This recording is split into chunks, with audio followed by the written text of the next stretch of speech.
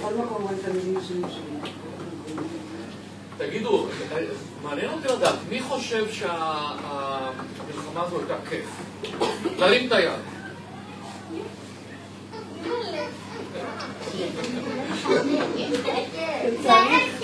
מה היה כיף? תסבירי לנו. אתם יכולים להוריד את הידיים. רגע, לא, משהו עם נועה. מה? שכל הזמן במלחמה, לקחו אותנו לדברים כיפים כדי שלא נהיה כל הזמן בקיבוץ.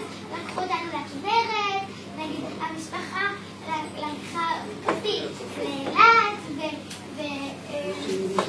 ובקיבוץ לקחו אותנו לכפר גלים, זה היה כיף. אבל למה הם לקחו אתכם למקומות בגלל מלחמה. כי מה? כדי להעביר את הדיכאון. כן, נו, בגלל זה היה כיף. עומר, אתה רוצה להגיד משהו? כן. לא, תגיד, תספר, עומר. עומר מקיבוץ מפלסים. כן. ובן מקיבוץ פרדה. יש לו ילדים שיש להם הרבה מה לספר. זה בסדר גם שהם אומרים שזה כיף. ברור. לא צריך לקלקל להם את זה. זה מה שהם אומרים. זה אפשר להעביר. טוב, אז צריך לשמור על האיזון.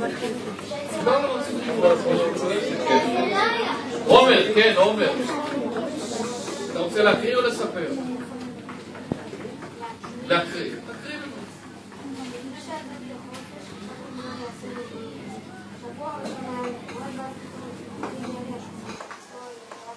עומר, חמוד, לא שומעים לך. קצת יותר בקול רם. ממש תרים את הקול.